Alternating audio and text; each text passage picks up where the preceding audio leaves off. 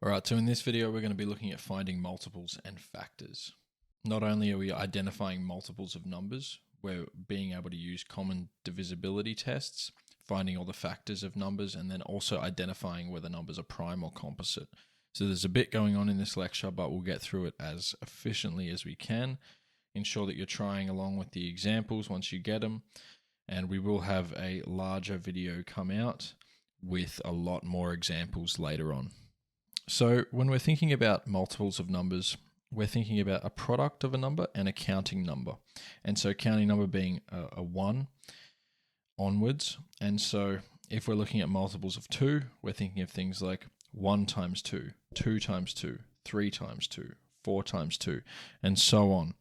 So multiples of 2 would then be 2, 4, 6, 8, 10, 12, blah, blah, blah. And so as another example, you could have multiples of 5. So you're thinking the counting numbers would be 1, 2, 3, 4, 5, and we multiply those by 5 if we're looking at multiples of 5. So we're looking at 1 times 5, 2 times 5, 3 times 5, and so on. And so we've got 5, 10, 15, 20, 25, 30. These are the actual multiples of 5. So for this first section, we want to determine whether each of the following is a multiple of 2. And so the thing that I kind of want to get you to recognize is that for multiples of 2, we're always going to have an even last digit. And so that's the way you can check. If it's an even last digit, it's going to be a multiple of 2. And so when I say an even last digit, I'm referring to, is the last digit 0, 2, 4, 6, or 8? If it is, then it is a multiple of 2. And so that's the pattern I need you to recognize for multiples of 2. So in this case, 489, we don't care about the rest of the number. We're just looking at the last digit. And so the last digit, is it 0, 2, 4, 6, or 8? Is it an even digit? No, it's an odd. So 9 is an odd, therefore it is not a multiple of 2. For B though, we've got 3,714. There should be a little comma there. But we don't care about the rest of the number. We're just looking at the last digit. So is 4 a multiple of 2? It is. And so therefore the larger number in itself is going to be a multiple of 2 as well. And so 4 is obviously an even number. It is 0, 2, 4, 6, 8. And so 4 is in that set. And so therefore it is a multiple of 2. So multiples of 5. There's another pattern you can see here. So for multiples of 5, you have 2 digits that have to be at the end. The first could be 5, the second would be 0. So when we're thinking 5, 10, 15, 20, 25, 30. So it's either a 5 or it's a multiple of 10. And so if it's a 0 or a 5 as the last digit, it is a multiple of 5. So you just do the same check. And so we've got 579. We don't care about any of the other digits. We're just looking at the 9. Is the 9 a 5? No. Is the 9 a 0? No. Therefore, it's not a multiple of 5. 880? Well, it does have a 0 at the end, so it is a multiple of 5. And so that's the test for whether a number is a multiple of 5.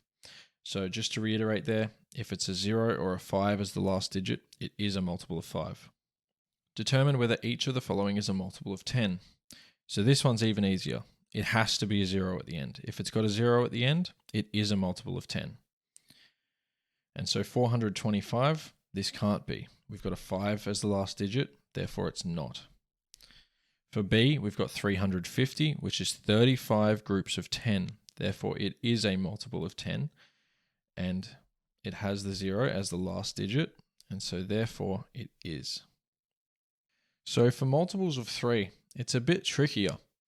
And so there's actually a cool trick here, which isn't very intuitive.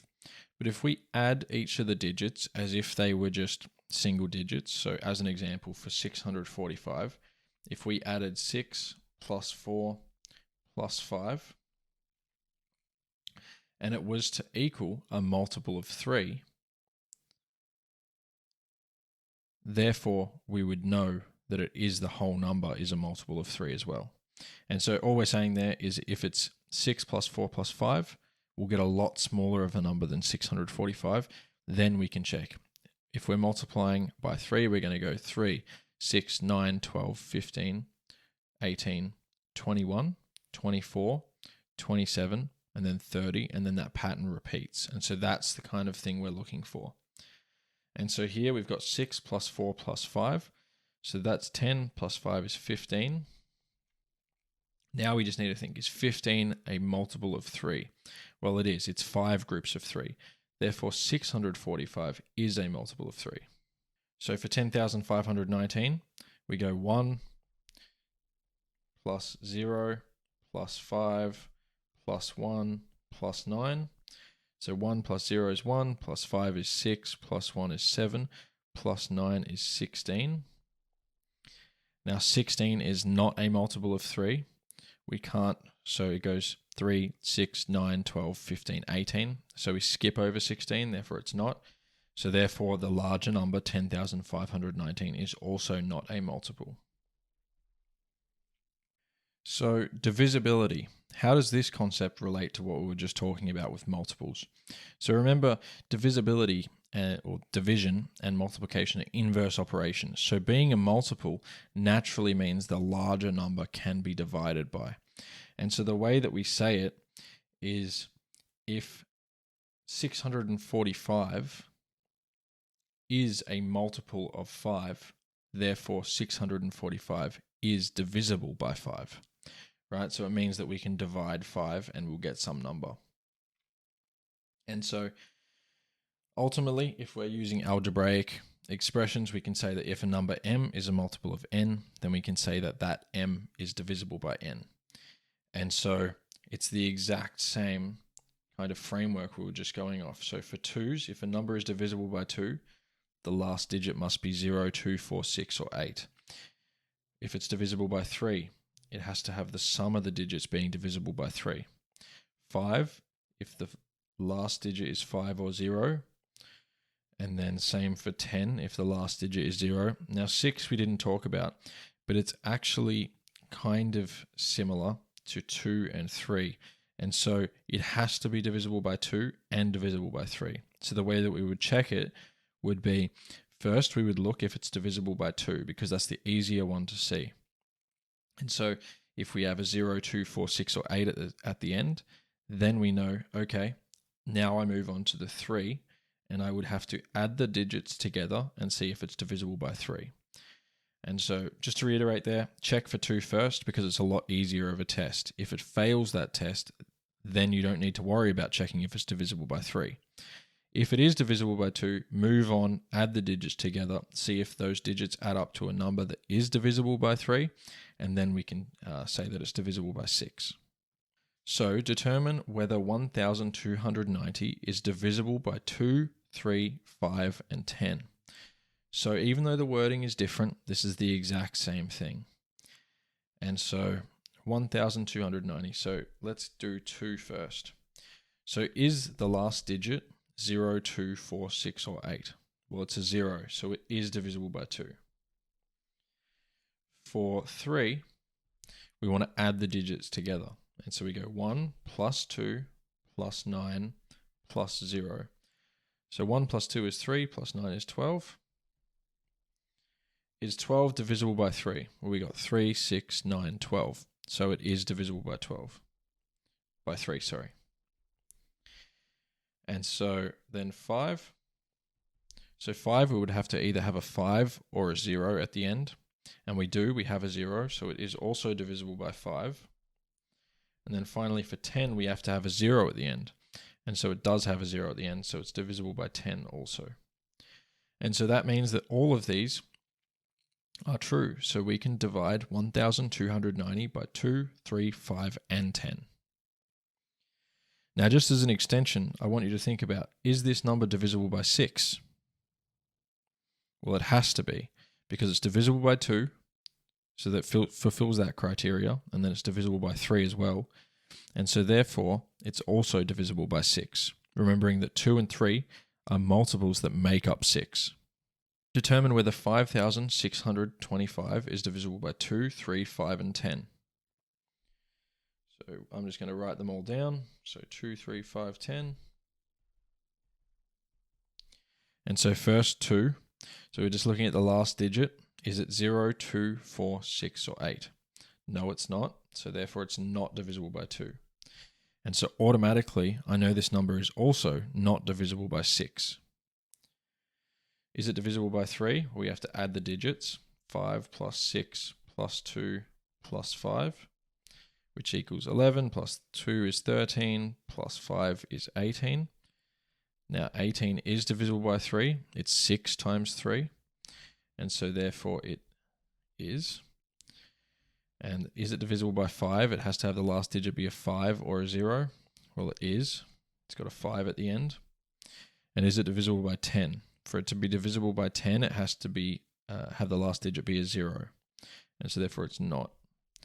So ultimately what this means is that we can divide 5,625 by 3 and 5, but not 2 and 10. And therefore, by definition, we also can't divide it by 6. So we want to extend on this concept.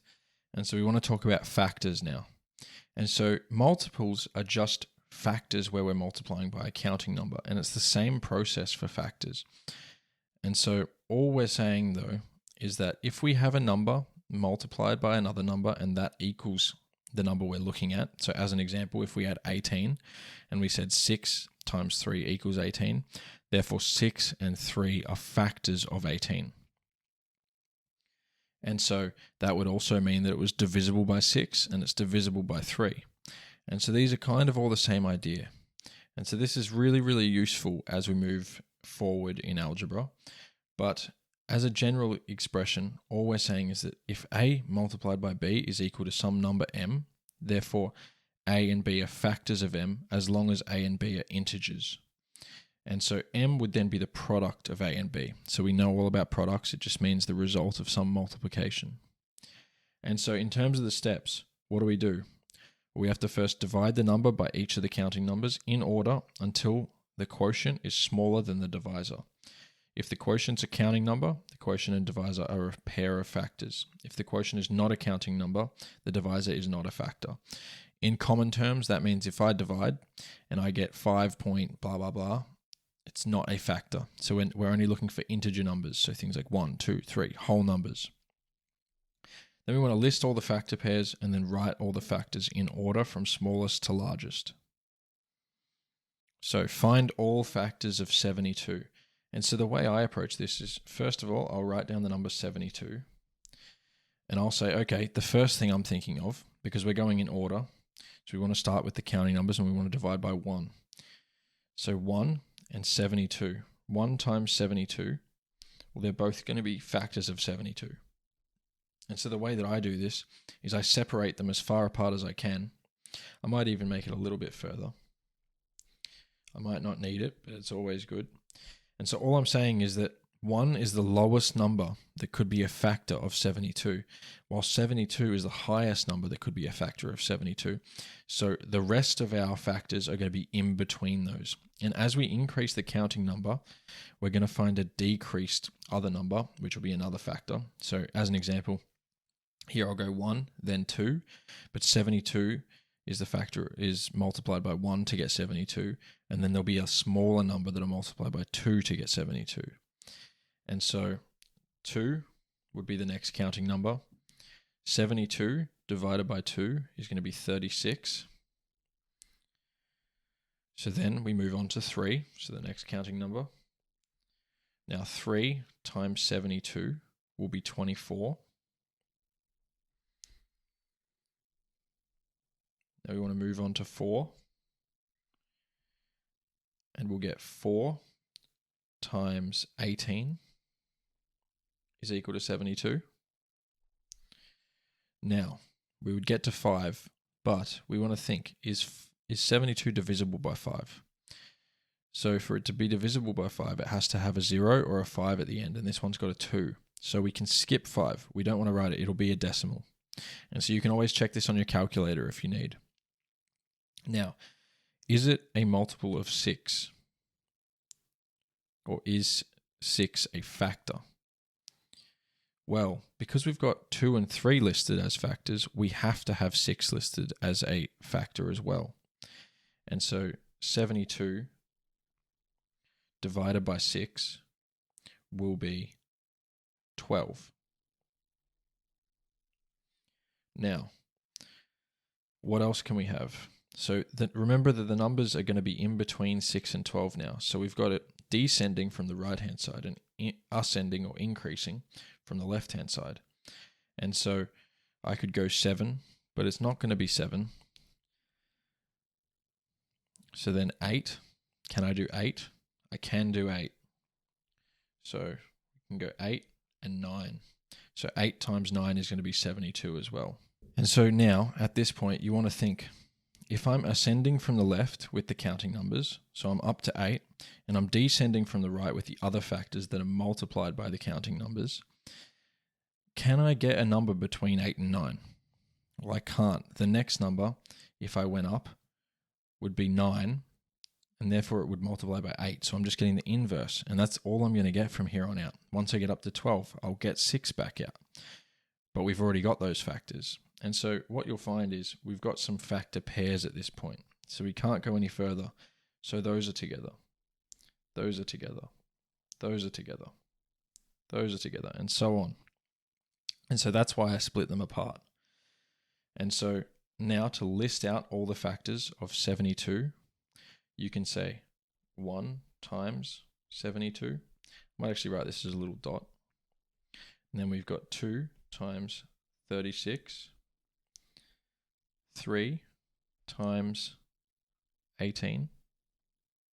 3 times 24, sorry. 4 times 18. 6 times 12. And then finally 8 times 9. And so that's the list of factors of 72. So just to quickly reiterate on the process, the first thing we want to do is we want to start at 1. So from the left-hand side, we're increasing our counting numbers. These will give us some values that we want to list as far apart as possible on the right-hand side, and they'll begin descending back towards the left. At some point, they will meet in the middle, where if you go higher on the counting number side, you will end up with a number lower than that counting number. Therefore, you have found all of the factors. So, finally, identifying prime and composite numbers. So a prime number is just a counting number greater than 1 whose only factors are 1 and itself. In other words, it's not divisible by anything except for 1.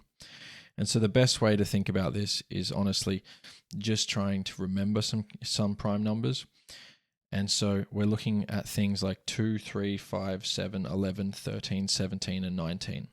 These are all numbers that I can't make up by multiplying any other number except for 1 and itself. These are the ones under 20. I would recommend just trying to remember those ones, and I'm sure in the end you'll get a hang of it. So what's a composite number then? Well, a composite number is just not prime, and so it's any number that does have factors other than 1 in itself. And so the only different number is going to be 1, which is neither prime or composite. So it actually only multiplies by itself. And so it's not 1 and itself, it's just 1. So how do you actually determine if a number is prime? So you want to test each of the primes in order to see if it is a factor of the number. Then you want to start with 2 and stop when the quotient is smaller than the divisor or when a prime factor is found. If the number has a prime factor, then it is a composite number. If it has no prime factors, then the number is prime. And so a lot of that explanation probably just sounded like rubbish. So the best way to get into it is just to have a look at an example. So what I'm saying here, and this is why I said it's good to remember those first 20. So I'll just list them out above. So we've got 2, 3, 5, 7, 11, 13, 17, and 19. So all we're doing here is we've listed out the prime numbers under 20. This should be enough that we can use to divide these larger numbers like 83 and 77 by, to check to make sure they're not divisible by any of them. That's the goal. So all we're going to do is divide 83 by each of these numbers until the quotient is smaller than the divisor. In other words, if I put in 83 and I divide by 11 and I get a number smaller than 11, it means I've crossed over that middle point that I was demonstrating in the last, and therefore there's going to be no more factors. We're just going to go back into larger counting numbers or larger prime numbers and smaller results. And so for 83, we just want to list out, so we'll do A. So we've got 83. And so we'll just check 2, 3, 5, 7, and 11. I think that should be plenty. And so if we check 83 divided by 2, does it have a 0, 2, 4, 6, or 8 at the end? No. So it's not divisible. Is the addition of 8 and 3 equal to a number divisible by 3? So 8 and 3 is 11. 11 is not divisible by 3. Therefore, it's not divisible.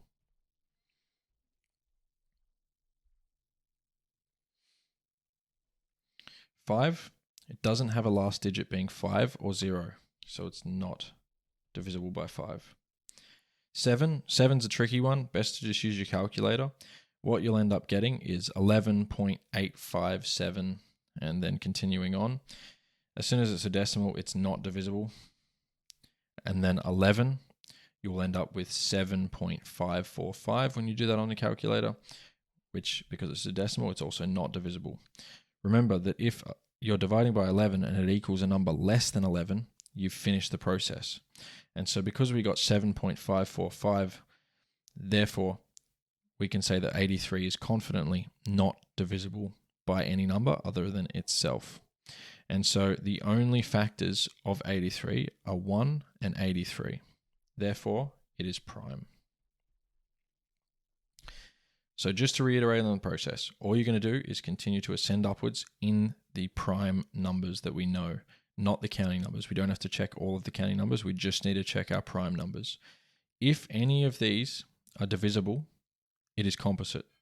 If they're not, and we've gotten to a point where we're reducing, the result is less than the prime number we're dividing by, then it is prime. And so for B, we've got 77. So same process. 2, 3, 5, 7, and 11. That should be plenty. If the number was larger, i.e. if it was like 200 and something, maybe the result would continue on and you'd have to divide by 13, then 17. And the larger you get, the more primes you're going to have to divide by to be confident in the fact that it's prime or composite. And so 77, I'm just going to rush through this kind of quickly. So 7 is not a 0, 2, 4, 6, or 8. Therefore, it's not divisible by 2. 7 plus 7 is 14. 14 is not divisible by 3.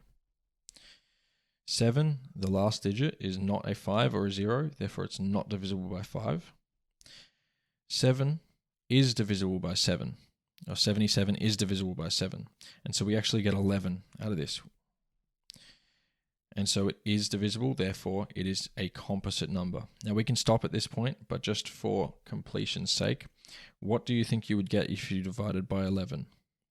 You should be able to tell me straight off the bat without using a calculator that you would get a 7 back, considering you just divided by 7 and you received an 11. Therefore, the factors that I can think of are 7 times 11 and then 1 times 77. So there's 2 factor pairs there, and therefore it is a composite. Awesome, that brings us to the end of our lecture today. So, just to reiterate, factors, being divisible by, being a multiple of, these are all kind of the similar concepts and very important to know, but the process for finding them is the same. So we're just looking at our numbers and we're recognizing these patterns like we have for the 2s, the 5s, the 10s. And we're able to do a lot of this without a calculator. If you can't do it without a calculator, i.e. for numbers like 7 and 11, just do it with the calculator and check if it's got a decimal or a fraction returning, and that would mean that it's not a factor. So hopefully this lecture was helpful. Next time we'll be back with prime factorization and the least common multiple, so just extending kind of on this concept that we've been discussing today. And so I'll see you in the next one.